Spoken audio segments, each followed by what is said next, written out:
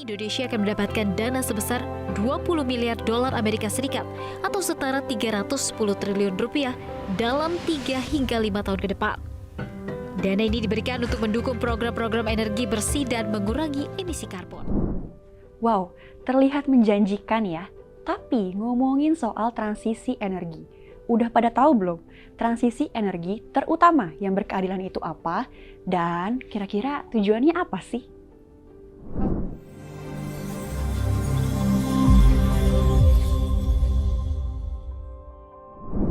Sederhananya, transisi energi merupakan sebuah usaha untuk mengubah penggunaan sumber energi berbasis fosil atau batu bara menjadi energi baru atau terbarukan. Hal tersebut tak lain guna mengurangi bahkan melindungi bumi dari risiko krisis iklim yang berkepanjangan. Tak hanya itu, transisi energi berkeadilan di Indonesia penting untuk mendukung kemandirian energi nasional, yakni memaksimalkan sumber energi yang ada di Indonesia, seperti tenaga surya, energi angin, energi pasang surut, energi ombak, dan energi panas laut. Di samping itu, penggunaan sumber energi yang lebih bersih akan membawa manfaat terhadap kualitas hidup masyarakat yang lebih baik. Untuk mewujudkannya, penting untuk melibatkan konsep keadilan guna menjamin integrasi ekosistem, lingkungan, dan sosial yang meliputi tata kelola, dialog sosial, pengembangan keterampilan, diversifikasi ekonomi, serta mekanisme pendanaan yang padu. Konsep transisi energi yang berkeadilan telah ada sejak tahun 1980-an.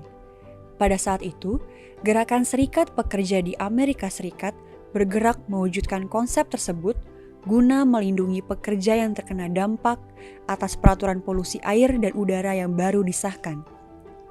Dalam beberapa tahun terakhir, konsep tersebut kembali dengan tujuan untuk memastikan seluruh lapisan masyarakat, komunitas, pekerja, kelompok sosial bergerak bersama dalam poros menuju masa depan iklim yang lebih bersih dan sehat. Dilansir dari Science Direct, terdapat setidaknya 3 prinsip dasar pelaksanaan transisi energi berkeadilan yang disebut dengan Energy Justice Principle.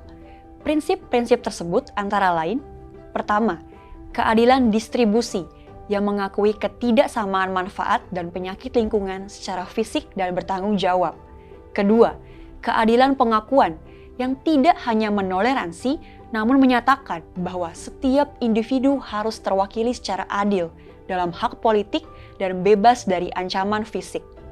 Ketiga, keadilan prosedural yang diharapkan dapat menjadi prosedur yang adil karena melibatkan semua yang berkepentingan dalam mengambil keputusan, termasuk masyarakat. Selain 3 prinsip tersebut, kelompok peneliti kebijakan energi Universitas Cambridge, Inggris, juga menambahkan 1 prinsip lagi yang mereka sebut dengan keadilan restoratif, yang merupakan kesadaran akan pentingnya potensi dampak perubahan pada korban atau komunitas dan bentuk tanggung jawab oleh pelaku untuk memperbaiki kerugian. Dalam upaya menguatkan implementasi ini, International Partners Group yang terdiri dari Uni Eropa, Prancis, Jerman, Inggris Raya, dan Amerika Serikat dalam gelaran G20 November 2022 yang meluncurkan Just Energy Transition Partnership memiliki ambisi untuk mencapai Zero Net Emission pada 2060. Perubahan dan dampak iklim yang menjadi tantangan setiap orang, setiap komunitas, setiap wilayah, dampaknya terasa berbeda-beda. Ada negara yang menanggung dampak lebih besar, berikut kesiapan dan upaya mitigasinya pun beragam. Melalui kemitraan tersebut diharapkan menjembatani kesenjangan yang ada. Terdapat 4 tingkatan partisipasi masyarakat yang harus dijamin dalam setiap proses yang terkait dengan Just Energy Transition Partnership. Yang pertama adalah inform, atau penyebaran informasi, bertujuan agar masyarakat dapat tersosialisasi dengan baik atas segala pengembangan transisi energi. Yang kedua adalah consult atau konsultasi. Pentingnya konsultasi dengan masyarakat sekitar maupun masyarakat adat serta lembaga atau organisasi juga peneliti mengenai potensi sumber daya alam yang ada di Indonesia akan sangat membantu pemerintah dan swasta dalam mempercepat strategi transisi energi. Karena pada dasarnya, keharmonisan hubungan masyarakat, khususnya masyarakat adat dengan hutan, sudah menjadi bagian dari hidup mereka, sehingga sangat penting dilibatkan dalam pengambilan keputusan terhadap rencana-rencana pengelolaan hutan dalam skala besar.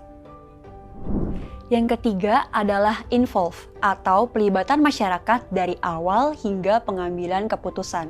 Hal ini guna untuk memenuhi aspek dialog sosial agar memenuhi aspek keadilan secara utuh dengan manusia sebagai subjek penting pembangunan. Serta yang terakhir adalah collaborate atau kolaborasi. Kolaborasi menjadi hal penting yang harus dijalankan berbagai pihak seperti pemerintah, sektor swasta, kita sebagai masyarakat, agar tujuan perwujudan transisi energi boleh sinergis dan mengakomodir kepentingan bersama. Nah, itu dia gambaran soal transisi energi berkeadilan. Yuk kita ambil bagian dalam mengawal pemerintah mewujudkan transisi energi berkeadilan di Indonesia. Semoga nggak hanya berhenti di komitmen aja ya.